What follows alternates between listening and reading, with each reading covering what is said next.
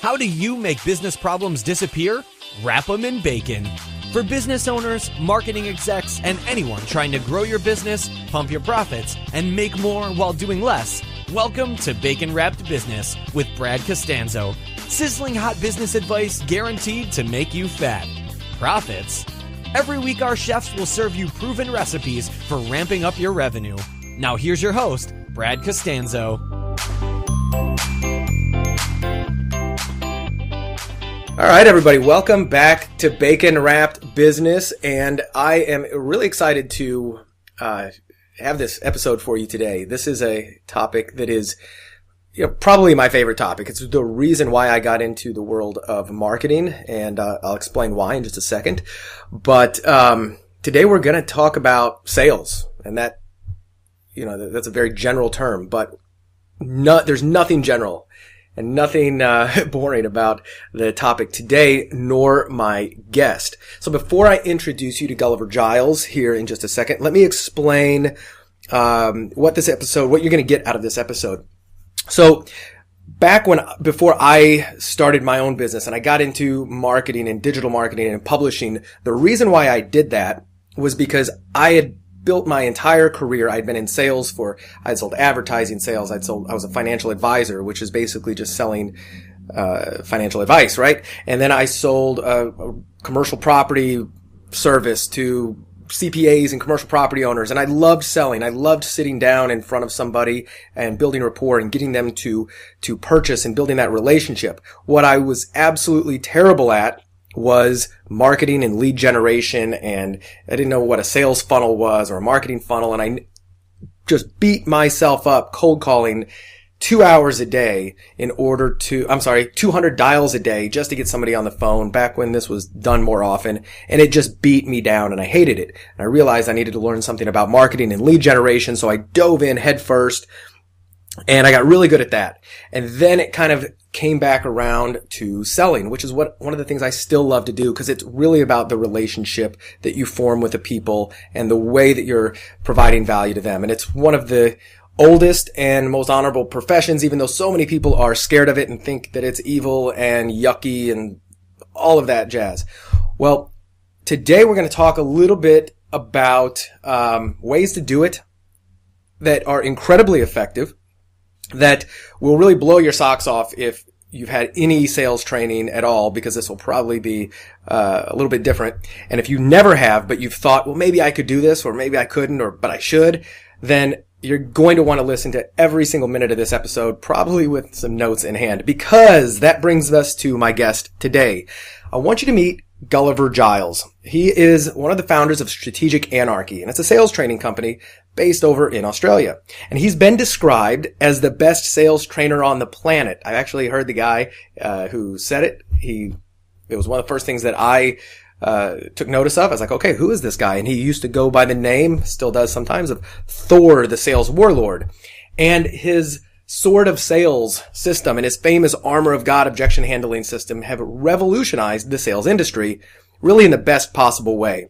I've been through some of his training. I've seen his stuff. It is amazing, and that is why I asked him on the call today.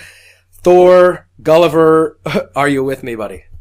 Yeah, brother, right here. Thanks for that awesome intro. You made me sound really awesome. I know, right? Well, now you got to live up to it. So I want to buy something from me now. Hey, just give me your credit card and I'll sell you something of yours. Sell me something back to myself. Done. I love it. Well, man, as I said, I really appreciate having you on the call today. And before we get going, a lot of people will do the interview and then they'll give you the plug at the end. I want to give the plug right away, just in case people want to go say, all right, I just need to find out more about this. But your website is what? What is the best place for people to get a hold of you? strategicanarchy.com or some other place? I've just sent you through something actually right now. Oh, okay. There's a link on your thing, but strategicanarchy.com /learn -the-armour-of-god /. There's a little online thing I'm going to be running there, which is going to teach Armour of God one-on-one to a small group of 7 people, if you're interested in coming on that. And the other thing is, there's my Art of Sales book as well, which is unbouncedpages.com /the-art-of-sales /. Perfect. So all those links will be in the show notes? Yep. You got those in the in your little chat box there. I see them right there. Perfect. Cool. So here's where I want to go with this. So I want to give people a little bit of background on what you do, who you do it for, and I definitely want to hit on the whole concept of the crown of command, the sword of sales, the armor of God, and the branding you do. I think it's really brilliant. It's definitely not a boring sales, boring sales training that a lot of us have sat through in the past. But so give me like the quick 30-second background of your sales experience. Oh gosh, Joe, go back to when I was sort of 15, 16 years old. My whole life was getting girls to come over to my place, which often meant getting them to sneak out of their parents' place. That's where it all starts, right? Yeah, convincing the ladies. Convincing people to do things they shouldn't do. That's where I began. Like many salespeople, I began on the dark side of the force. So, and I think that's a sort of a malaise that we see throughout society. A lot of people have that view that sales is about manipulation, and certainly sometimes people have done a lot of manipulation whilst under the guise of selling. Started there, got into music, dropped out of high school, took a lot of drugs, chased a lot more girls, woke up at 24 bald and fat. Girls were running in the opposite direction, had to cut all my hair off, get a suit, got a job. What were my skill sets? Talking to people, persuading people. As a singer, as a musician, as a punk rocker, it was about influencing my audience and persuading them. So I took that skill into corporate and made a lot of money. Went from promotion to promotion and woke up in my 30s. Leela, my wife now, my girlfriend then, said, "Do you hate yourself and you hate your job?" And I said, "Bullshit, fuck you. That's my penis we're talking about. I've got a shiny company car and a house and a mortgage and all the things that are supposed to make you happy. And yes, I am miserable." And I was. Selling stuff I didn't particularly care about to people I didn't particularly care about that didn't particularly work. I was in ad space sales at that point, so I was selling broad spectrum advertising. And it wasn't real effective, and it was a changing market, and the internet was starting to boom, and people weren't getting the results from it they used to. So I felt bad about that. So when we got into business together and we started doing marketing training and information product training and sales training for people who started actually changing their business and getting them results, it changed the way I felt about sales, and I began to realize sales was about loving people and helping them, not about trying to get them to give you money so that you can have money, if that makes sense. No, it does completely. Well, I got a little bit of feedback there. Okay, and I think it's better. I heard my voice when I said that. But so that was one of the things that I really loved about when I after I sat down and started hearing, some of your teachings, because your persona, at least at the time, it seems like you're going now just by Gulliver Giles as opposed to just Thor, SalesWarlord. But yep. The idea of Thor, SalesWarlord, the really, extremely masculine, forceful figure. In the beginning, I kind of thought, oh, this is probably like a real pushy, forceful sales guy. ABC, always be closing, really hardcore. But really your core message, and you said this right up front, because you have to love your customer. You have to love what you're doing, really, really believe in it, and come from a place of love. And the fact that you actually use that word love, you didn't dumb it down with, oh, you just have to respect these people. I thought that was really remarkable, and it was also, I can see it's the real foundation of your training, your techniques, and everything else. What would you say, what part of sales is your specialty? Well, I think when you take off the paint job, most cars, underneath all of the different shapes and sizes, there's a chassis, there's wheels, there's a drive shaft, there's a gearbox, there's an engine. I think the sale works the same every single time. You got to get clear on your intro, so that's an attention-giving intro that gets them to feel as if they are engaging with someone who's legitimate, and you've got to get clear on your probing to make sure that you figure out what their needs are, and you've got to get clear on your process so that you can give them breakthroughs around how what you've got for them is going to be what they need according to what they told you. And then you've got to get your offer right so that they're drawn irresistibly to say, yes, that's actually what I need. And then you've got to handle any problems or objections which arise. And that is the same in almost every circumstance. My specific area that I really do the most in is telephone sales of high-end business-to-business ROI-based programs. That's what I really love to do is, anything that's going to make people money, save people money. That's really the more consultative selling of high-value consulting or packages or coaching programs or property or high-end things. That's what I like to be, where the most money is being made.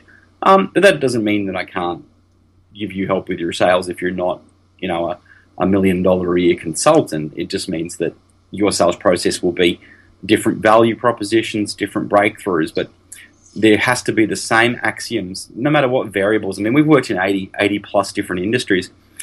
The sale is always, when you strip everything off, the sale is always the same basic skeleton underneath. It's just different value propositions, different breakthroughs, different ways of tangibilizing that value. But sales is my real passion. That's great. Yeah. So, and it's kind of hard for me to sometimes ask questions I already know the answer to, but so you've got a really interesting, the way that you've branded yourself with the, your crown of command, your sword of sales, your armor of God. Explain what those are kind of briefly for the audience, so that if we mention those, we don't go over their head. Because I want to talk a little bit about the armor of God here in a second, because that's one of the things that blew me away the most when I learned it. But explain, kind of the genesis of this naming convention, because it's definitely unconventional way to name sales training. Okay, cool. So your crown of command is a product, but it refers to being in command of your sale, and that is made up of a number of different things. The first thing I teach is the sword of sales, which is really understanding, the difference between mutilating yourself with fear and manipulation and destroying your confidence around your sale, or loving your customers and respecting yourself, respecting your customers and yourself enough to tell them the truth fearlessly, even when it means you might lose a deal, but for the right reason. You know what I mean? Yeah. So I look at the double-edged broadsword, and it's got two blades. One I say is the blade of love, and one is the blade of fear. And most people who consider themselves in sales as employees are usually mutilating themselves with that blade of fear, whether it's from a low self-esteem place of worrying about the commission, or worrying about whether they're too pushy, or worrying about whether they'll pay their bills and being constantly in fear about that stuff. Whether it's overtly overcompensating fear, where they're wanting to basically take money from people no matter whether there's value or not, in order to fly their helicopter into a mountain of cocaine. So whether it's the kind of low self-esteem worried about being too pushy, or whether it's the overt overcompensation of being really, doing nothing but push, always be closing. Those two are both imbalanced, and I believe that they're both detrimental to the salesperson, and not really truly reflective of what sales actually is as a craft, as a trade, as an honorable thing. I believe the blade of love is about going into battle from a point of view of not being concerned with yourself and all of your needs and worries, but being concerned with slicing the fears and the issues and the demons off your clients and helping them. So how would love sells from a place of, hey, I'm not worried about getting on this phone call because I'm not worried about the end of the phone call when I close. I'm worried about getting on this phone call because I'm worried about how much I can help this person, more than I'm worried about emasculating myself with fear or overcompensating and pushing someone too hard. I'm just really concerned with making sure I find out what all of their issues are, so I can see if I can legitimately help them. And that's the sort of sales is as a metaphor for my sales script, which is a process of determining whether you can help or whether they're not a client. And it's not about trying to push them into doing anything. It's more about convincing yourself that this is something that's going to be a good thing for them. Right. You know what's really, remarkable about that as well, and it reminds me of a conversation I had with another mentor of mine in the public speaking area. I don't know if you know who Sean Stevenson is. He's in a wheelchair. He's about 3 feet tall, but he's got the wisdom of Yoda. He's an amazing guy. I've got there's a podcast episode with Sean Stevenson on the site. I'll send you a link to it, and anybody else can check it out. Put a link in the show notes as well. So he teaches people how to give these amazing standing ovation style public speeches. But he also teaches people how to get over their fear of public speaking, which is, everybody knows that's one of the biggest common fears. And the trick he has is exactly like what you said, only used in a different way. He said, if you're getting up on stage and you're nervous and you're about to speak and you're really, really nervous, it's for one of two reasons. Either one, you don't know your shit and you're about to be embarrassed because you don't know what you're going to talk about. He goes, I'm going to assume that you're not getting up to speak about something you don't know about. So if you're still nervous, it's because you're being a selfish prick.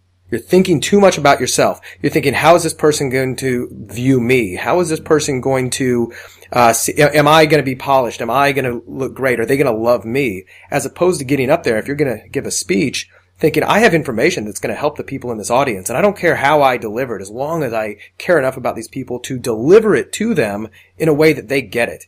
And he says, when you start to do that, you immediately lose the fear of how you'll be perceived, because you're coming from a place of love, of service, of, I don't care about me, I just care about you. And I sense the same exact philosophy with what you're doing, and how that can remove that sales fear of getting on the phone and talking to somebody. And it's so funny that you should say that, because that leads perfectly into the next step of my system, which is called the crown, which is really what the crown of command is all about, which is the mindset of having that service love ethos. And what we talk about is something called the Shield of Perseus, and I can't remember whether I trained you in this or not. Yes, I think so, yes. But yeah. So the Shield of Perseus is about understanding the mirror, and the legend of Perseus. He goes to slay the Medusa, the Gorgon, the chick with the snakes for hair, and she has this power to paralyze people into a block of stone. And if you are a salesperson, you have been on that call, you've been in that meeting where you get thrown a curveball, you get thrown a question you don't know the answer to, or a problem you don't feel as if you can solve, and you freeze up into a block of stone too. And I think it's particularly pertinent to the salesperson, this mythos of the Medusa. If you look into her eyes and become sucked into her power, you would freeze up into a block of marble. So, how do we avoid that? Well, Perseus polished his shield until it shone like the sun, and he used the mirror to defeat the monster. He looked into the mirror, not into her eyes. And here is the trick with sales, whether it's from stage, face-to-face, on the phone, or wherever you're selling. It's about not fearing not becoming drawn into the fear, but by looking clearly at the mirror, and having the mirror is I suppose a metaphor for the mindset that you must have. So this is a writer downer. For those of you listening, we have a perception about how things are going to be when we get on stage, when we get on the phone, when we go to this meeting, and we turn that into a projection. We get on stage and we are so scared that we stutter and we stumble and we miss things and we screw it up because we're so caught up in our own bullshit that we're not really thinking about the people who we're supposed to be helping. And then we cop the reflection. The audience boos. The guy walks out of the meeting not having bought from us. The dude hangs up on us because we go so focused on our own limitations and fears, not on what we're going to achieve. Okay? The way to reverse that in sales is as easy as reversing the order in which it occurs. So instead of being in a position where we have this perception weighing so heavily on us, which is not real, and then we get projecting that out into the world and copping it straight back in the face and freezing up and freaking out, instead of being at the mercy of our perception, what we need to do is we need to be the accurate reflection of the projection of others so that we can change their perception. We need to be the reflection. Yeah, repeat that. So we need to be the accurate reflection of the projections of others so that we can show them and reflect those projections and say, look at what you're doing to yourself here, and change their perception ethically and authentically. So when we go onto a sales call, people are so concerned with closing. I want to close like a boss. I want to buy a Lamborghini and down a few Quaaludes and smash that car into a tree. This is what I think that being a salesperson is all about, making all the money. Well, yes and no. Like, what it's really all about is really being concerned with getting that initial entry point with that person right, by giving them your attention and caring about them and making them feel attended to, and giving them your interest and being interested in them and finding out about them and giving them a clear picture of just how much you desire to help them, and then calling them to take the action that you give them from you and take that action and take that forward into the world and do something with it. But only then does the objection handling and the closing become something that is important. But if we're so worried about the end of the process, we're not even thinking about what's going to be the start of the process, and the sale is made in that first 10 minutes where we open the sale, we open that person up and find out all about them and help them. Closing is easy if you've opened the door in the first place. You can't close a door that isn't open. That's a tweetable writer downer too. That's so important. I love the symbology though, like the shield of Perseus, and I can see people about to go into a sales presentation and thinking about that. Okay, I've got to polish my shield. I've got to do that. And it can almost be like this mental ritual that folks can do prior to that. Dude, only a couple of years ago in La Jolla, I got up on stage and was teaching at one of Frank Kern's events, which he kindly... I was there. That's where we first met, yeah. Very, very kind man. Very, very sweet, decent person. For all people talk about millionaires being evil and being liars, like I have never met a more lovely, decent, generous, kind, trustworthy man. He's amazing, and I have nothing but nice things to say about him. He's personally changed my life on so many levels and made me so aware of how I could be more wealthy and more helpful and do better work for others. So I got up on stage to sell a program in partnership with Frank, and it was an expensive program. It was a 6-figure program, and I was freaking out a little bit because it was a little bit outside my comfort zone. It was the biggest thing that I'd ever kind of sold. And I was freaking out the night before. I said to Lily, I'm a bit scared. I mean, what if I get up in front of all these important clients and I let Frank down because I don't do the right job and they don't want to buy it and we don't make any money and it's an embarrassment and a failure? What if I fuck it up? And she's like, darling, you're going to do the same thing you always do. You're going to get up on stage, dress like a Viking. You're going to make them laugh. You're going to take them through a bunch of breakthroughs. You're going to change their way of feeling about sales, and they're going to take away the value from that, or they're going to buy from you, or they're not. And if they don't, then it's okay. And if they don't, then, that is what it is. And I'm like, yeah, you're right. I need to focus on just doing the value for them. And it's not just you. If you're listening to this and you freak out about getting on the phone, I do too, and I make millions of dollars a year for my clients and for myself.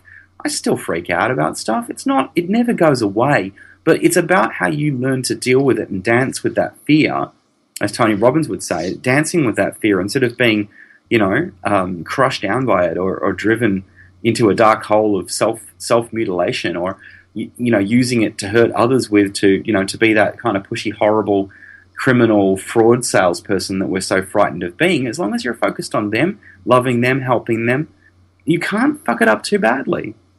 Yeah, it's really so true. And like you said, just shine the light on them.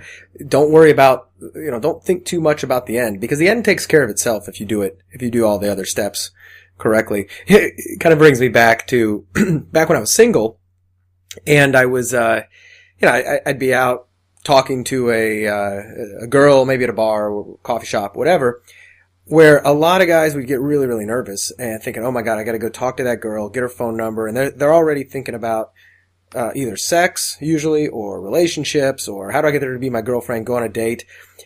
I completely removed all of my nerves and by doing the next step, and then also my success by simply, my only goal, if I walked up and talked to a girl, was to do one thing, and that's to get her to ask me what my name is. So I would never go up and introduce myself. Hey, I'm Brad. I'd like, what's your name? Because I just wanted to be thought of as interesting or charming enough to where she was curious enough to just go, hey, what's your name? And the minute she did that, then that was just, I'd go to the next step. But if I walked up constantly thinking, hey, how am I going to get this girl in bed or on a date or whatever, she can smell that. And I'm probably not going to be focused on her being charming, making her want to know a little bit more about me. And the same thing I've done in sales as well, where I'm focused so much on that other person and what they need that they really realize that, like, man, you're asking me some great questions. You really must know what you're talking about. What is it you sell again? And the minute they ask you, what is it you're selling? It's great because you're not leading off with that. And now you've piqued their curiosity. And I've used kind of the same general theory. It's not the exact same thing, but it's definitely worked for me, and it's in the same spirit of what you're talking about. I think what you're talking about is giving to get. Like, I mean, you look at Collier, the old copywriter from way back, wrote the AIDA formula for advertising and marketing and sales, which is, get their attention, get their interest, get their desire, get their action. And I think that just a slight twist on that, give them your attention. Yeah. Give them the interest. Be interested. Give them a desire to want to do more with you, and give them an action to take that will allow them to achieve their goals through doing more with you. And you're there, but it's got to be about you giving it to them. It can't be taking it from them, or you can't make anyone do freaking anything. No, you're right. There's a lot of dudes out there selling the great Rohypnol, NLP, seduction or the great Rohypnol NLP sales technique. There's a lot of people out there selling the sale that isn't really a sale. There's a lot of people out there rolling turds in glitter. The problem is that sales is not a turd to be rolled in glitter. Sales is gold. Yeah? If it's about helping someone else make a decision for themselves about something that's going to help them. And the people who insist on trying to treat sales like it is a turd to be rolled in glitter, if you see them out in the marketplace, what they're telling you is they believe sales is actually a bad thing, and that they're saying that sales is actually a big old lie, and that sales is about defrauding people and sales is ugly. And if they're trying to sell you that, it shows you their limitations. Sales is about giving people attention, giving people interest, caring about them, desiring to help them, and giving them actions to get themselves their results. And if you're doing anything else, I put it to you that you're not selling. You're just fucking with people for money. Yeah, manipulate. That's where manipulation comes in, because a lot of people think, oh, sales is manipulation. Sales is slimy. Sales is sleazy. I feel gross doing it, or like I feel like I'm just getting money for nothing. Well, yeah, if you feel like you're getting their money and you didn't deliver, then it is. You are manipulating them. Probably is. Probably should get out of sales and go back to being, third grade teacher or whatever makes you feel good and that you love. But the difference between manipulation and persuasion is intent. Manipulation's about going out to get. So I'm going to go up to that girl, put Rohypnol in her drink, and take her home against her will. That's manipulative, horrible, evil crap. Sales is about persuading someone using what they've told you they need and aligning it ethically and authentically, legitimately, with something you can actually do to help them and saying, look, here's how this can help you. And when they wobble, showing them that the likely outcome of them not doing it is going to be hurtful to them and the outcome of them doing it is likely to be good for them, and asking them to make a decision on that basis and clarifying that for them. And that's really what the Armour of God's all about. It's not about making anyone do anything. Frank says, the Armour of God is the simple system to turn a yes into a no into a yes in 5 minutes.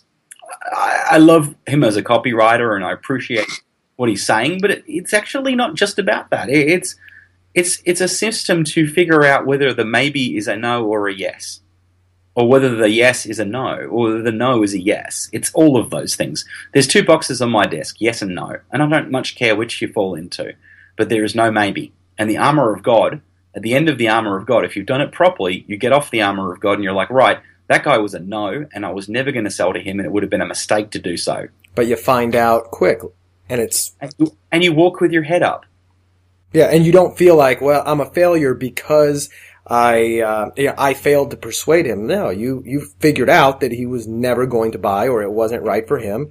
And you did everything you could to serve him, and it wasn't right. Precisely. So you did everything you could to help him, and he fought for his limitations more than he was prepared to fight to grow. And you offered to fight by his side to help him grow, but he fought you to hold on to his limits. And you said, you know what, this guy's a dick. I'm moving on. There's 3 ways a sales conversation should end. Number 1, you end the call because you know it's a bad client and it's not going to be good. You don't have to be rude about it, but you don't have to stay on the call. Number 2 is they hang up on you because you won't give up on them, and you know their bullshit excuses are just that, and you're there to help them, and you're not going to give up or take no for an answer. You say, dude, you're going to have to hang up on me because I know I can help you. So if you're not going to buy from me, you're going to have to hang up the phone. And they hang up, and you know, and it's good, and you move forward, or they buy from you and you help them. Those are the only 3 ways you should end a conversation. It should be like, you're like, Brad, look, I'm sorry, based on all of your conversation with me over the last hour and a half, you've convinced me that this is not for you because you have so many limitations that you want to cling to, and I can't help you. So thank you for your time. If that changes, maybe in the future, maybe we can have another conversation. But right now, this is just not for you. Thank you so much. Bye-bye. Number 2 is Brad won't say no, but Brad won't say yes. And I just keep doing the Armour of God until he finally hangs up because he knows he wants it. He knows he should do it. He knows he needs it, but he can't deal with it. Mm-hmm. And he moves on, and I don't feel bad because I didn't give up. I didn't give up on him. He gave up on himself. Number 3 is Brad says, you know what, fuck it. Here's my Visa card. Let's do this. Yeah, those are the fun ones. Yeah, well, they're all fun. Yeah. The process is the fun. Yeah? Yeah, it really is. And once you dial it in and you understand that it can be a process without being a strict script. So, like I found, you have formulas, but it's not say exactly this, say exactly that, like stick to the script verbatim. It's understand what we're doing here and be responsive to them in a way that sticks to the formula. And, especially with the Armour of God. And now might be a good, time to kind of go into some of the parts of that. But, because I was going to ask you, I guess two questions is, number one is, what is the most, when you go into, and you work with somebody who's already in sales, right? Because I'm sure you train some people who have never really done sales, but they feel like they want to. But then I imagine that most of the people you work with, especially when it's companies, is you're helping them improve, a sales system that's either broken or nowhere near its potential. So when you go and start working with somebody, what's usually the very first thing that you notice, or the most common thing that they're just doing totally wrong, that you're able to come in and tweak quickly? Well, look, usually I find they have no script, they have no system, they have no objection handling cycle. They're just kind of arsing it most often. From the guys who are scared of it and they're arsing it because they don't know what to do because they never invested in themselves, to the guys who are great but have no systems. Even the biggest corporations in the world, and there are some big ones, their sales approach is not as heavily systemized as it needs to be. I've had really, really big software companies come to us and not sell us stuff for months. Like, where you use phrases like, excellent, sold, and they say, right, well, I'm going to send you an email. Oh, Jesus.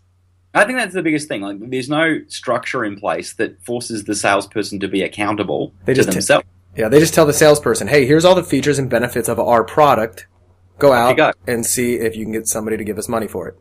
And they're just horrible. They're just horrible. Yeah. And you're saying things like, great, how do we get started? Great, I'm sold. And they're like, well, I'll get my design manager to call you and talk about all the other options to do with social media, and we'll talk to you next month. Yeah, it's no wonder a lot of people who've done sales and maybe failed at it or just had medium success hate it, because it can be like pulling teeth if you don't have some kind of a system or structure to it.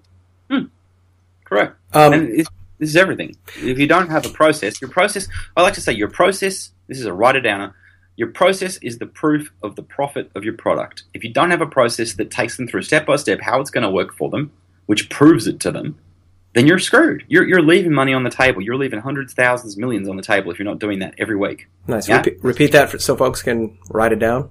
The process is the proof of the profit of your product. Whether that's a hard profit, like, I'm going to make you $1,000 more, or whether it's I'm going to save you $1,000, whether it's a soft thing like, I'm going to increase your mobility in your joints and make you feel more wellness. You need to be able to tangibilize that through breakthrough, through process. That's what my sales script's really all about. It's not just, it's not about being a micromanaging script Nazi, although I'm sure there are people in the next room who think I am after the last few days. It's about getting that process working so they understand the underlying skeleton of what has to happen every single time. So there's a difference between axioms and variables, right? Variables will always be variables. Things will always, you're in real estate, you're in cars, you're in, selling footwear, but the axioms are always the same. You have to give that customer attention. You have to get them to actually understand that you are trying to give them the opportunity to change something, yeah? Absolutely. You have to give them your interest and be psychopathically, optimistically interested about them. And you have to actually give them your desire to help. Here's how I think I can help. Here's what it's going to do. Do you agree this would be a good outcome for you? Yes, great. Well, in that case, here's how much it's going to cost, Visa card or MasterCard. You have to give them an action to take. And then you have to handle any problems that come up. You have to have an objection handling process. Yeah, that's an area that I've seen both with clients that I've worked with, in myself in the very beginning, years ago, not having an objection handling process, and then seeing yours. A lot of people put no attention on the objection handling process. They get really defensive, and they'll either argue or they will completely shut down because they think that the objection that the person has is a very legitimate objection. They're like, oh, well, I don't know if I can afford it right now. And they go, okay, well, sorry, maybe call us back when you can. And they just get off because they don't want to deal with that. They don't want to dive deeper into the reason for the objection, which oftentimes is, very well, the reason for the objection isn't necessarily the real reason, and it could just be what they think it is, and that objection can easily be overcome if they had more information or if they looked at it from a different perspective. So, give the listeners kind of just what the foundation of the armor of God is and why it, why it's so effective. Well, there's 5 key objections. Number 1, money. Number 2, time. Both of those are like the Adam and Eve of objections. They are the mum and dad of objections. They are value-based objections. And the other objections are what I would call deferral smokescreen objections. So partner or other. I need to talk to my boss, my dog, my wife, my husband, my psychic aunt, or whatever. I need to pray. I need to blah, blah, blah, blah, blah, right? Mm-hmm. Other objection, partner objection. All right, then there's info. I need more information. I need time to go and consider the information. I need to do more research. I need to avoid taking action in order to try and analyze information that I have, which says that I'm never going to do anything with this because I have done nothing with it yet, and I never will, and I have a lot of evidence that that's the case. I'm going to go and spend my time looking at all that evidence that I can't do anything ever again, and I'm going to keep focusing on what I can't do and how I can't do it. Partner, information, and, of course, trust and credibility. I need to see how everyone else has done this. I need to see all your testimonials. I want to ring every single client. I want to know what your success rate is. I don't know. How many credentials do you have behind your name? I don't know if I trust you to give you my credit card. What they're really saying is I don't trust myself. Mm-hmm. So all of those objections are lies. Every single one of them is not true. Understand this. Write it down. All objections are excuses. All excuses are bullshit. All objections are lies. All objections are lies. And there are those of you freaking the fuck out right now. Well, what if I really don't have the money? What if I really can't find the time? What if I really need more information? What if I really want... Okay, cool. So the real money objection, the truth is I don't have the money, but I want this so badly that I'm going to go and find the money. The fake money objection is I don't have the money, but what I really mean is I'm not going to do nothing about this. I could find the money because there's money everywhere, and even in the poorest neighborhood in this country, there's a junkie doing $3,000 worth of heroin a week, and he's finding the money. People always find the money for things they want to do. I could make the money. I could sell some shit on eBay. I could make an extra sale in my business. I could find the cash to do it.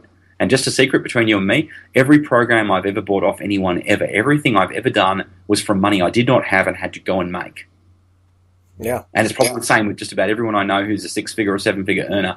You do the decision-making. You decide to do it. You find the money to fund it. You make the money to fund it. That's how it always works. Yeah, if they say, I don't have the money, more often than not, what they really mean is, yeah, I don't want it. I don't want it enough to get off my butt to go get the money. And one of the best proofs of that is you'll see people who can barely pay rent walking around with an iPhone. If you want that thing bad enough, you will find a way to get it. You'll go into debt. You'll do whatever because you value it. You're like, oh my God, I gotta have the newest, Nike sneakers. I've gotta have the best iPhone. I gotta keep on upgrading even though I'm late to my landlord. I mean, that's proof that people will find money for things they want if they want it bad enough. And if they're saying that, you either haven't done a good job of describing what you have to sell, or they really just don't want it. or they're bullshitting themselves. Yeah. Yeah? Which is more often the case than either of those. So what I would say is, like, I had a PT, a personal trainer, come to me who had a gym. He was doing about $500,000. He came to me and said, I really want to do your residential where we have 9 days. We force you to get on the phone. People make $500,000 in sales in that period of time or more. He really wanted to come, and back then it was really cheap. It was only $15,000. And at the last minute, his then girlfriend, shafted him. All his PayPal accounts got shut down. He got ripped off for a whole bunch of cash. He had to sell his car. Whoa. He sold his BMW in order to be there, and he hands over this big chunk of cash to us the day he shows up. That same time, this guy came to me and said, I want to learn from you, a personal trainer. And he said, I really want to learn from you. I said, okay, good. This is how much it is. And then he said, I don't have the money for that. And the next day on his Facebook page, I saw he'd bought a brand new car. So that guy, no one knows who he is. The dude who became my client came to my event, sold $110,000 worth of stuff that week, and then went on to sell another 47 products at $10,000 each in the following month, made about $500,000, doubled his business within 30 days. Bought himself a new car pretty quickly, didn't he? Well, this is the thing, like cars don't make money, but knowledge does. Mm-hmm. So the guy who was convinced he could do it found the money. The guy who wasn't went and spent the money that he lied to me about not having on a car. So they're always, and you see this all the time in sales, they're always lying to you. But not because it's personal to you, but they're lying to themselves about what they're capable of doing and what they're not. So the big money objection, the real one, is I don't have it, but I'm gonna damn well sell my car. I'll do whatever it takes because that's how badly I want this. The fake one is I don't have the money, but I'm not really prepared to do anything about it. So your job with the Armour of God is to figure out which one of those that you're dealing with. Okay? Time. I don't have the time means I am not going to make the time to do this because everyone creates the time for what they want. I've created the time to be on this interview. I could be making sales in my own business. I could be talking to my guys, but I value the exposure this interview has for my message and the ability to serve you, my friend, to help me, to help you, to help each other, and to help our clients. I value this more than anything else right now. So I made the time. No. But this is the thing. Money, time times money. But if you don't make the time, you will not make the money. So the fake time objection is, I don't have the time. The real time objection is, I don't have the time, but I'm damn well going to carve it out of I will squeeze blood out of the sun. I'll get up earlier. I'll go to bed later. I'll stop watching television. I'll make the time to do this because I have to do it.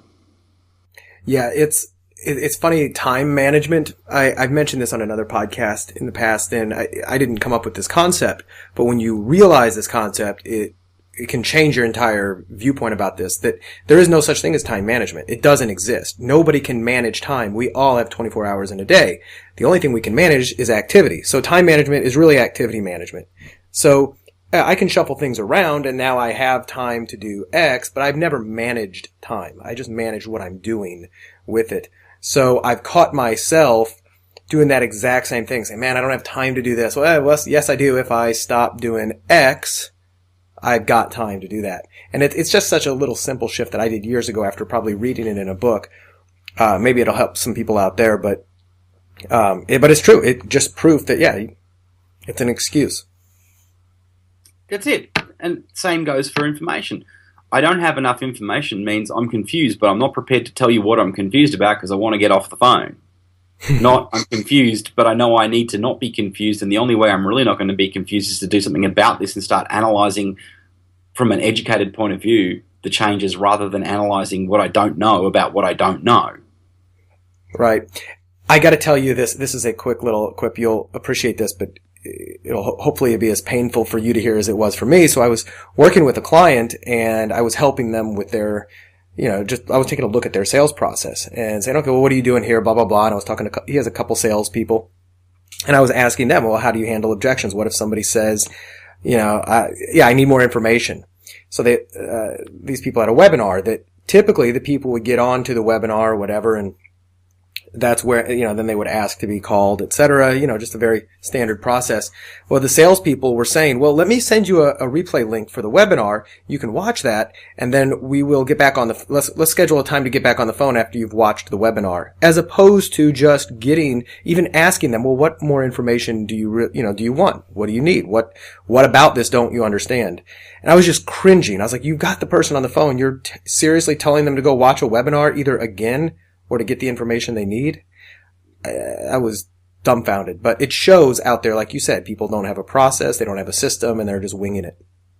And they live in fear. They live in fear that they are not enough, and that the webinar or the email or the website or the other form of media is going to do the job for them, and that money will someday rain from the imaginary sky. Oh, if we just put them back through the webinar cycle, then they'll buy. No, they fucking won't. Yeah, I'm dying to know the stats of, I don't even need to ask the stats of how many people who left for that reason ever came back and bought, and I guarantee it's zero. Yeah, look, I guess what it comes back to for me isn't really the outcome. I don't really care whether they bought or not after the thing. I care about the gutlessness of not fucking trying to even help people and solve their problems, and the fucking miles of justification that pour out of people's mouths like diarrhea of all the reasons why. Yeah? It's a great point. Yeah. Do you know what I mean? Like, it's like, you know what, man? Wouldn't you rather just feel good about yourself by trying to help that person? If they say no, that's cool. And if they say yes, then great. But at least you can walk with your head up instead of being a pussy your whole life. Mm-hmm. Well, and it shows the laziness of, if they say, well, I don't really have enough information, well, go watch this. It shows you're too lazy to help this person find out. You don't even care enough to ask, well, what is it you want to know? I'm here to help you. I'm here to tell you. But cool. And that's what the Shield of Perseus, this is perception, is that they are going to do worse than the webinar, because the webinar is so awesome, but the person's watched it once, didn't really pay attention to it. What does that tell you? The information's a smokescreen for the real problem. They don't see the value. yeah, Same with trust. Same with trust. Same with credibility. Hey, I want to see all these other things from other people about how you got them results. Well, that's great. I can show you those, but you've already done your due diligence. You've come through my funnel. You've come through my webinar. You've already heard the testimonials. You're still not sure, correct? Yes. Good. I want to reward you for saying that because it tells me you're never going to be sure, and I want to reassure you the only reason you're ever going to be sure is after you've bought this, after you've done the work, after you've done the return on investment, then you're going to be sure. Right now, you should be scared because right now you're not doing the work, you don't know what I know, and you're not getting the results, and nothing's going to change until that changes. So there's two ways this can go. You can get off this phone to go and analyze all the information that's freely available on the internet and do nothing with it and make no money. Or you can come in, put some skin in the game, take a little bit of a risk, do something, be courageous, take action, back yourself into a corner, and make bloody money. Guess which one of those people is going to get a result? Do you want to be the guy that gets the result? yes. There. So that's your armor of God. Now, I want to address the listeners here for a second, because what Gulliver just said probably sounded like, oh my God, that was genius. That was really smooth and slick, and he just came up that off the top of his hat, and man, I would buy from him. That was great. He just explained the armor of God, and if you're really, really good, you should be listening to this, breaking down every sentence he did. But what I want you to know as an insider, because I've been through the armor of God, is there is a formula that he just went through, and and I'm not going to give it away because this is some really highly prized intellectual property of his, but that you can, learn from Gulliver for a price. What he just did can be done, mastered, and learned by anybody, even if you think, man, there's no way I could be that smooth. So I just wanted to kind of say that on your behalf, Gulliver, because I know that probably went over the heads of a lot of people, some of the things that you were doing there and how you were doing it. And there's a formula that folks can Look, Brad, do that. To be honest with you, mate, I really appreciate your respect for my intellectual property. And you know what? I would love to give that as a gift on this call. And if anyone wants to buy something from me and learn with me and have my context and my coaching and my teaching, they can have that too. But I would love to give them that formula now, if you're okay with that. Dude, that's amazing. So this podcast alone, the value just went sky high. I hope you guys realize that. So feel free. Lay it on us. I think when it comes to, there's no lack in the world. There'll be some people on this call that go away, use this and make money from it and get success, feed their families, help their clients and never pay me a cent, and I'm fucking fine with that. And there'll be some people on this call that do this, don't use it, come to me and say, I'm scared to use this, I need help, and they'll buy something from me. And there's some people on this call that'll do it, use it, make money from it, come to me and say, dude, this shit's epic, what else have you got for me? So I don't care. Like, I know this is going to be more money for me and more money for everyone on this call if I just share this with you and trust that you guys, some of you really want help will reach out to me. Some of you won't. I don't really care. I'm going to make more money anyway, yeah? Absolutely. So step number 1, Armour of God, active listen. I hear what you're saying, Brad, and it sounds a lot like you're saying you don't have a lot of money right now, and I really hear what you're saying. Step 2, reward. I want to reward you for saying that. Step 3, reassure. I want to reassure you, dude. Most of the people come to me don't have shit tons of money. They aren't very good at sales, and for that reason they need help, and they come to me needing help, but they don't have a lot of money, so they're kind of in a bit of a double bind. So what I've done there, first 3 steps of the 9 steps, bear with me, write this shit down. Active listen is about making them feel heard, which means demonstrating to them that you have listened to them actively by telling them back what they said. So, Brad, I hear what you're saying, and what I'm really hearing is blah, blah, blah, blah, blah that you said. Is that correct? Trial close, right? Trial close, is that correct? Or, yeah, or correct, or give them a reason to interact and make them feel part of the process. I throw one of those in at the end of everything. So, yeah, correct, yeah, feel me, okay, good. Got me? Did you hear that? Is that right? Is that correct? at the end of each one of those, I'll salt and season just to make sure they're still with me, right? So, Brad, I hear what you're saying, and you've got a problem with money right now, and I want to really thank you, and I want to reward you for bringing that up, because, being a proud entrepreneurial man, we all go through this. There's some weeks where you've got $50,000 in the account. There's some weeks where you're negative 67 cents because you had to pay all these people because it takes money to make money, does it? It does, exactly. Thank you. So I want to reward you for being honest. Why are we rewarding him? Because if he's being honest with us about one of his objections, he might have more objections. And I want him to bring out all of his stupid excuses so I can crush them all into dirt. And when they're all dead, and I've beaten them all into the ground with my hammer of Thor, then there'll be nothing left except the credit card. So I want him to feel good about talking to me, so I'm going to reward him. Then I'm going to reassure him that it's okay. It's not just him, it's me and everybody else. We all have this problem. It's not a big deal. So those are the first 3 steps. Active listening. Real quickly, go ahead. So active listening. Reward. Make them feel good about telling you things. Reassure them it's not just them. Everyone has this shit. They shouldn't be embarrassed or ashamed of it. Right. And, the cool thing about the rewarding part and where that's unique is most times, when the objection comes up, that's when the salesperson immediately goes on the defensive mode, and now you've got there's a conflict, right? So the objection comes out, that's the beginning of the conflict, and then the way the salesperson reacts perpetuates the conflict, and you don't do that. You neutralize it right there by rewarding them, and that it's completely unexpected. It paves the way for the next steps, and I just want folks to understand just how genius that little tweak there really is.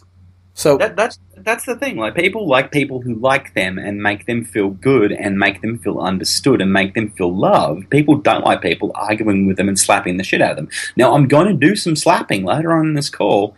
Later on in the Armour of God, it does get a little bit slappy, but I build the permission to do that through the whole call, and at the end, through really making them feel heard, active listening them, rewarding them, and reassuring them. Now it starts to get a little bit heavier. The next step is remind. Brad, I want to remind you, in the last half hour, we talked about your circumstance with your family and how you want to be a better partner and a better father and a better provider. You talked about the frustration in your business, about your lack of leads, your lack of sales, your lack of money. You talked about this. This is the reason that you came to me, yeah? So I want to just realign you. Step 5, realign you. I just want to realign you with that for a moment. Forget about your lack of credit card funds right now. Look at what's really going on here. I've given you the golden keys to everything we need to change this, and you're saying, I don't have money. I know. I don't care. What are we going to do about it? There's 2 stories now I want to tell you. I want to reframe you. Step 6, reframe. I want to reframe you a little bit. The first story is a little bit depressing, but listen, hear me through. Once upon a time, there was a brave guy by the name of Brad Costanza. He was working hard. He was kicking ass. But he was always in a cash flow pinch because his sales sucked and he knew it. So he came to the mentor, who was this world-renowned mentor. He took an hour of his time, and together they came up with a plan to make 6 or 7 figures more. And it came the time at the end of the call to invest, and Brad was so crushed down and depressed and fearful, he could not see a way beyond his immediate cash flow problems. So instead of trying to think of one, he freaked the fuck out and got off the phone. And that's a very depressing story, and that's where that story ends. And you can pretty much bet that version of Brad, in that alternative timeline, in that dark timeline, he's still broke and he's still pissed off, and it's worse. Let me tell you a different story. This is a more positive story. Once upon a time, there was a hero, a warrior, a guy named Brad who was sick of it. He was sick of not having any money. And he spat in the face of fear, and he spat in the face of the devil, and he said, I'm going to freaking change this. He said, Gulliver, here's my last X dollars on my card. I will drain out my card. I will go find more money. I will jerk off the dog to feed the cat. I will sell my car. I will do what it takes. I will back myself into a corner, and I will never surrender. I will fight. Which Brad do you reckon wins? I love that. Contrast. Well, it's a contrast, but you're also disassociating them. You're putting them in a story, so now they get to imagine. They're picturing something. They're out of the sales conversation. They're into a story. They're seeing it. They're feeling it, and you've just changed their state completely for the next step. That's the future-paced reframe. Yeah, they're reframing them around the story, using the story to reframe them, using future pacing. This is what's likely going to happen if you keep behaving like this. And this is what's likely going to happen. Rip that off Tony Robbins, the Dickens process, right? So, next step, contrast. So, Brad, which Brad do you want to be? Do you want to be Brad who stays frustrated and broke, or are you going to be Brad who fights? Because if you ain't got any fight in you, I can't help you. But if you're Brad who wants to fight, we will win. 100% of the people get in the ring have a chance of winning. You get knocked down, you get back up. I will fight with you if you're fighting for wealth and freedom. I cannot fight your limitations. I cannot fight your limitations if you're not willing to fight them with me. Yep. And now you've just made it about something much bigger than the sale. You've made it about my identity. Correct. And you've only given me two choices. I only get two paths to take. I either get to be A or B, and both of the whatever I choose says a lot about how I view myself. And if you say, hey, look, there's another path, and I'm like, okay, tell me what that is, and you're like, well, it's the path where I go away and think about it. It's like, dude, that path leads to being Brad number one. Mm-hmm. Yeah? Brad number two has done thinking about it. Brad 2 is ready to get his knuckles bloody fighting for his future, and I can only work with Brad number 2. So do you want to be Brad number 2, or do you want to be excuse-making guy? I want to be Brad number 2. Well, if you don't, I can't help.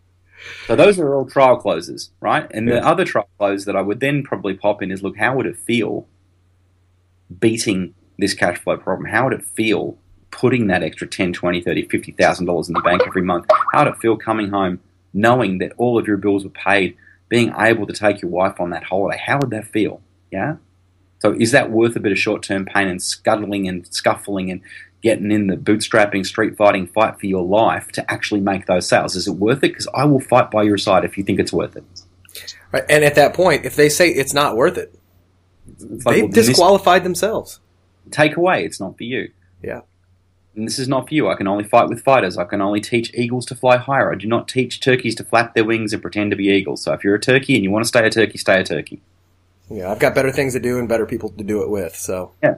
Love you, want to help you, but only if you're an eagle, only if you want to, only if you can. If you want to be a cunt, spend your whole life being with cunts and be a cunt and talk about how much you can't, then don't. If you want to do it, you want to make this work, you've got to be an eagle, you've got to be a warrior, you've got to be a lion, you've got to be like the baddest motherfucker in the valley. And that is easy if you make the choice to do so, and it's hard if you think about it. Because thinking about it ain't made you the money. That's doing right. it. So, hey, if you want to do it, Visa card or MasterCard, hard close. Last step, step number 9, hard close. So run it through from the top. Active, listen, reward, reassure. Remind, realign, reframe. Contrast, trial close, hard close. Yep. And then the beauty of this is if you get to the end, to the, are you ready to go? Their reaction is usually, yes, here's my information, or they give you another objection. Like, if they were giving you, I need more information, they go, well, I just don't know if I have the money for it. Okay, you repeat the exact same formula with their new objection. And what starts to happen is they start to realize you're just going to keep doing it. Yeah, until they give you a solid yes or no. You're going to keep doing it until they say yes or no, and then they either hang up on you or they decide to step into their future. Yeah, it's one or the other. Like you said, it's an amazingly efficient process, and I love the fact that I learned it. I love the fact even more that you just shared it so openly with people, and if they're smart, they'll take this and really digest it and take it to heart and think about, if you're in sales, where could you be using this? How could you be using it better? How can you integrate it into what you're doing? And God, that's really just the tip of the iceberg of the stuff that I've seen you teach, from your scripting to the Armour of God to all this. But it really does take a lot of the sales fear away when people have a plan and a formula and some of that philosophy behind it. So it's not this stale, old school sales strategies that just say, oh, here's the things you say and how you say them and blah, blah, blah. I mean, you really do kind of enlist a person's emotion and imagination behind that. So definitely powerful. I want to ask you a quick question, not so much about the sales and the scripting process, but the lead generation. So most of the people, or at least yours is maybe a difference. So let's talk about with a lot of the folks that you train, and some of these are big corporations. I don't want to talk about that, like the people who have 50-person sales floors necessarily. Although if they employed your stuff, it'd be amazing. But let's just say the average consultant, small business owner, person who's out there trying to do this and looking for how to get these people on the phone. Now, you don't have to go into a ton of detail on this, but you've got a pretty good sales funnel process, right? Where you do, cold advertising. I mean, you get this to work for relatively cold leads. This is not just hot leads that this works for. Am I right? I woke up this morning and 40 people had come in last night having downloaded my book. And I have more leads. I have like 100 leads have come in the last week, more than I can literally get to because I'm constantly training and on these sorts of interviews. I've done 3 of these sorts of interviews in the last couple of days, and I'm just constantly being interviewed. I hardly ever get time to sell anymore. We have more leads than we need. It's really pissing me off, actually. Yeah. It's a good problem to have, though. It's one of those problems you don't mind having too much, but it's better than the alternative. That's probably right. What book are they downloading? The Art of Sales. It's basically an amalgam of all of my Facebook posts, my most salient philosophical points and motivational posts. And I never really took it very seriously, but this multi-millionaire friend of mine the other day contacted me. He's like, my God, thank you so much for this book. And I'm like, what do you mean? He's like, well, I was going through this really tough time where I had been beaten down really badly by this client who was, not a good client. And they really, really treated me poorly, and I let them, and I didn't draw the line with them. And I was on the plane late at night writing a proposal to them, and I got really upset. And I got off the computer, and I picked up my Kindle, and I said, I'm going to read Gulliver's book. And one of the things it says in the book is that you are not for sale. Your product is for sale. Your service is for sale. Your coaching is for sale. But you are not for sale. Your self-respect is never for sale. Never for any amount of money. And he fired that client the very next day. Probably felt amazing. Oh, yeah. He made room in his business. People say that when God closes a door, he opens a window. That is the biggest load of shit ever. When God closes a door, about 50 more doors open. Bigger doors, better doors with cooler things behind them. And when Johan closed the door on this client, this bad client, the meteoric multi-million-dollar rise to success for him has been incredible ever since that moment, because he decided to value himself more and to make room in his life for people that respected him. And that is the core of sales, is respecting yourself. Yeah? Yeah, because it really is. Who else is going to respect you? Yeah, that's amazing. So you teach in your training, though, you teach people not just how to sell, but you and Leela, you teach them how to build marketing funnels that generate leads that they can then sell as well. Am I right? Correct. So we are very, very much in the business of a full end-to-end consulting. So getting clear on who you are, what your goals are, getting clear on who your clients are and what they do, getting clear on what the message is to them, getting clear on how to set that online funnel up to bring you low-cost leads and turn them into high-end sales, and then getting clear on what the process is that you're going to take them through with that product and how to pre-sell that, ethically and authentically generating 6 and 7 figures in sales, selling a product that you care about, built from what you're most passionate about for the people you can most help for the most amount of money, so you can deal with the least amount of people and have the greatest amount of freedom and passion doing what you love. That's great. I'm just one part of the business. Leela is the true genius, founding mother of the business, the genius, the woman who dragged it out of nothing, out of the desperation of a $25,000 a year temp job to being a 7-figure business that employs the entire family.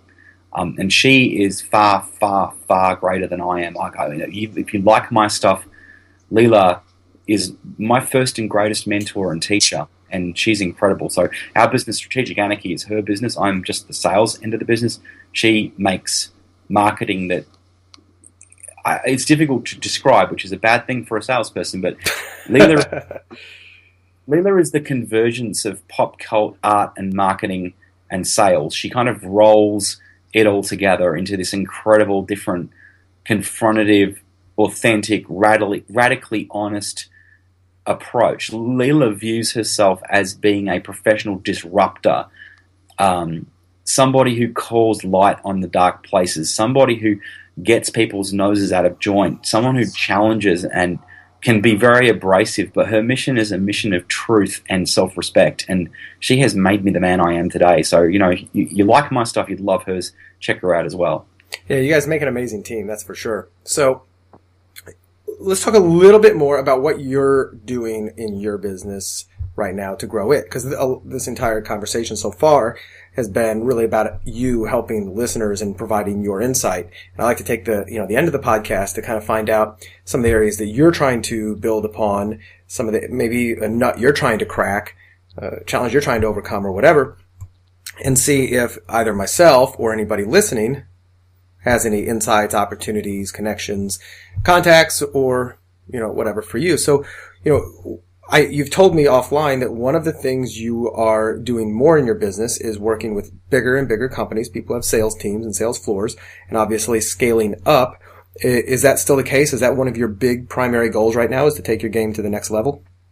Yeah, look, I'm not looking to deal with any old faceless corporation that's raping the world and killing the dolphins. The person I really want to work with is somebody who's probably, I'd say, in 8 figures, mid 7 figures to 8, who's a frustrated founding father who is great at what they do, or mother.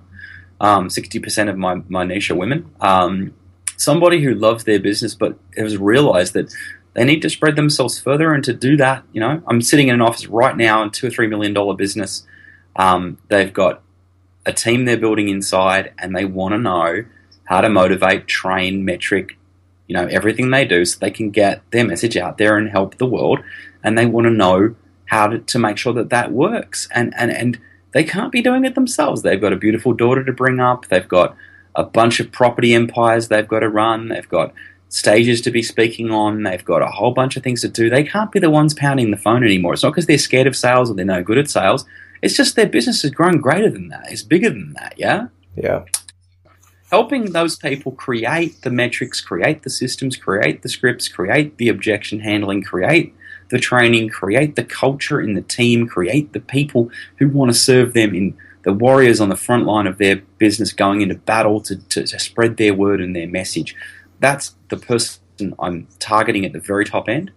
Guys like you who have such great stuff to offer, and maybe you do or don't have a sales team, but you'd like to get better performance, and you want to change stuff and of course get an amazing ROI through that process. That's the place I'm focusing currently. Also in activities like these, speaking more internationally, traveling more internationally, getting on those stages and spreading this message, because not everybody who trains sales trains this. There's a lot of people selling the amazing turd rolled in glitter that is sales without selling. And I stand against that. In an industry full of people selling turds rolled in glitter, I want people to see that the sales is the real gold, not something to be ashamed of. And I want to spread that message. I want more opportunities like this one. I want to speak on your podcast. I want to come to your training and train your people. I would love to be part of your community and help you. If sales isn't your forte, I'll come in and help your people with sales. I can help you make them money and make you look good. And at the very core, it all comes back to that guy in that call center, that sales manager, that team leader, that kid on the phone who's going through the crap I was going through, and I want to be able to help him, Absolutely. Yeah, you see yourself in them, and you're like, I want to help him get out of that. Are you running into any roadblocks or challenges that you're currently looking to kind of overcome, whether you're looking for resources or strategies, et cetera? Is there anything right now you're like, this is a nut I just can't crack? Well, it's not so much, I don't have a can't attitude, but I do have challenges. Everyone does. I think my biggest thing is we have sold the bootstrapping, street fighting, motherfucking kind of badass, punk rock, tattooed, confrontative, entrepreneurial, zealot, sub-6 figure market very, very well. Right. And I've done a couple of really great deals with, $10, $20, $30 million companies and gotten incredible results. But I think for me, it's just finding the connections and transitioning from being the guy who trains bootstrappers and startups to being the guy who trains those large companies is probably that, I just need to grow my network of those larger businesses. And that's really, I think, where, my work is now. I'm working with Frank Kern right now on developing the higher level, that frustrated founder that we're just talking about, and contacting more of those and opening up more networks and opportunities to talk to those sorts of guys. And I think that that's going to be about doing things like what we're doing right now, networking with guys who are connected to those guys and leveraging goodwill and relationships with people who know, like, and trust me already, as much as it is about me getting on the phone and cold calling them or marketing to them per se. Does that make sense? Yeah, it does completely. And I mean, speaking of that, like, your best prospects for that are probably your former students. I mean, your biggest evangelists, the people who have learned from you. That's the one kind of cool thing, is that, business people know other business people, and I mean, it's much like, what we're doing here. We're continuing this relationship, but those folks can be, I found, can be the levers, the hinges, the small little hinges that swing really, really big doors. And if you haven't already started to, tell this mission to your current and former students of who you're looking to meet and how they can make the introduction and maybe what's in it for them. A lot of times they don't even need anything. That's oftentimes what I tell some of my clients. Man, there's a pot of gold sitting right underneath your feet, and it's your clients, those ones who know, like, and trust you the most, because they can oftentimes walk you right into, sometimes it's a former employer, or it's their husband or wife's business, or something like that. And what I've found, you may already be doing this, so I could be preaching to the choir, but that sometimes it's so obvious we don't even think to do it. Like, I'm talking about, like, potentially your former students or current ones. Like, oh yeah, I never even thought to introduce you to my best friend that owns a company that's struggling with sales. I never even thought to do that. Thank you for reminding me that I can do that.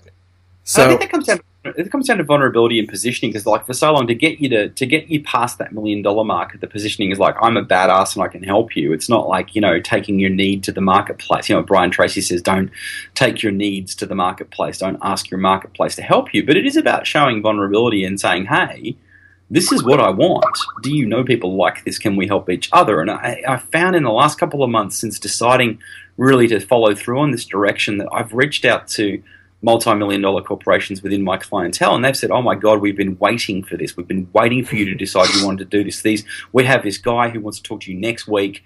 How can we make this happen? And it's amazing. And it's, I suppose, a really great lesson for me in just, like, being the hard, tough, armored-up sales warlord got me where I am, but being the vulnerable, honest, loving guy who wants to spread his message but is also not too proud to ask for help is going to get me where I want to go. Exactly. And that's a great lesson for anyone listening. That's a great lesson if you're struggling with that, because it's the truth. Like, you can only get so far. I want to build an army. I want to change the world. I want to take people with me. And that means asking for help. It means, networking. It means opening up and doing these things. And it's so funny. I got on this call with you, and I've been offered 5 such opportunities in the last week because I posted on my wall, man, I really enjoy doing these interviews because I got this one guy, and then 4 more people offered it to me. When you put it out there that you love doing something, and you really, all of a sudden, you can be on my podcast. You give really good content. Come and be, so it's like, it just blew me away how quickly, like, bang, bang, bang, bang, bang. Right, and it's also shows, like, there's so many, we've all got so many things going on in our mind that if you don't put it at the top of somebody's mind and give them the opportunity to act on it, they may not think about it. I mean, we're Facebook friends, we're, normal friends, and, I've had this podcast going now for about 9 months, real successful, and I'm always looking for great guests, and it just didn't come to the top of my mind. Oh God, I got to ask Gulliver. But when you reached out to me on Facebook the other day, like, hey man, how's it going? We haven't talked in a while. I was like, holy shit, I should be asking you, like, why did I not think about this earlier? Hey, be on my podcast. And it's not top of people's minds. So exactly like you said, you just got to enlist people and let them know, hey, I'm available for this. If you didn't know that, I'll train big companies. I'll do X, Y, Z. And, as I said, I tell that to my clients and colleagues all the time. And the problem is I don't take my own advice enough. I don't do it myself enough. We're all the plumber with the leaky tap sometimes. We can't be in integrity and authenticity always. If I did everything I tell people to do, I'd be way, way better off than I am. But, there's only so much you can do as a single person on your own. And I think it's about finding that balance between walking the walk and talking the talk. And so for me, I've been talking a lot today, but, obviously I also want to get walking and do more, help more people. So there's people on this call who are inspired, who want to change the culture, who want to heal an ailing sales force or build a stronger team of warriors, who want more hunters to go out and get them business, or who want to help their farmers handle more inbound calls, or both. And I'm super happy to help, and I'm really grateful for the opportunity to have more to do with you, Brad, because you've always been a champion and a supporter and a friend, and I'm really, really grateful to have been part of this with you today. Oh, I appreciate it, and it's right back at you. So we're gonna wrap this up, but I'm gonna ask the last question. I ask this of everybody, which is really one of my only standard questions on the show.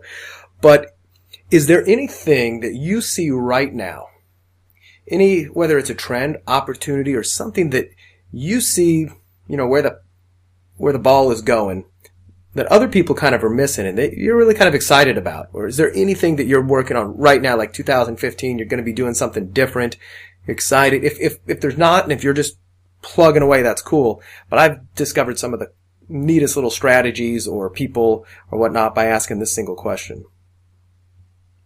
I think the biggest thing going on at the moment is we're at the turning point, I think, with social media. I think things are changing rapidly, right? I think that the smart money is heading in this direction, but most people are just flapping around like fish on a jetty out of the freaking water and dying in the open air. As Facebook shuts down account after account, Google's already kind of taken this line long years previous of, hey, this is how the internet's going to be shaped, and we say so because we're Google, and here's what we demand of you as an advertiser. And the same thing's happening now with Facebook. You're seeing the Googleification of Facebook. Yep. And it really benefits big companies who can blow millions of dollars on broad spectrum crap, and it really will be challenging for anybody who is using landing pages and direct response. Facebook has made it very clear, Google has made it very clear that people who have ROI-based direct response and who can actually legitimately back it up, it doesn't matter a fucking bit to them. Our business model is evil as far as they're concerned, and they are looking to stamp us off the internet as far as possible, right? Correct. So if you look at Twitter, there's a place you can still do direct response. And there are other media you can do that in. But what we need to do is innovate. And what we need to do is create strategies that don't rely on other media. That is the big thing. And what you're doing right now on this phone call, building content, building your own media, that is the smartest thing you could be doing right now. The best time to plant that tree is 20 years ago. Yeah, you're so right. You're so right. And yeah, that is a big challenge that I've seen a lot of people facing. It's like, wait a minute, this was working for so long and my entire business was based upon Facebook marketing, and that was it. And now they're telling me I can't advertise this. And like you said, it's like ROI-based marketers, the one who will open up the traffic spigots because they can prove we are making positive ROI on this. They don't want us. They want brands who will dump $10 million into it. And their sales figures have gone through the roof because they're focusing on people who spend $1 million a month, not people who spend $100,000 a year. So, again, everything old is new again. Dan Kennedy says 1 is an evil number. Dan Kennedy's right. Dan Kennedy says, don't put all your eggs in one basket. Dan Kennedy's right. And Dan Kennedy says everything old is new again, and he's right. Yeah? Yep. You don't want to be at the mercy of one media source. So my advice, diversify your media and build your own media so that you have your own eyeballs, your own following, and you're going to win. Yeah, take people into your own media and your own subscriptions and be the media source so that you're not dependent. If everything goes to shit and Facebook shuts off all avenues in order to make more money with less effective advertising for bigger companies, if Google shuts off all the SEO, we've seen this happen before to our friends, we've seen it happen to our clients, we've seen it happen to ourselves recently with Facebook. Our big message at the moment is create the media. Be the media, control the eyeballs, because if you don't, then you're always going to be at the mercy. So diversify, have many, many channels, have joint ventures, have podcasts that you're doing with other people, have Facebook, have Twitter, have Google, have several channels, but drive all of those channels to your own media, create your own media, be your own media, inform people, create your own following.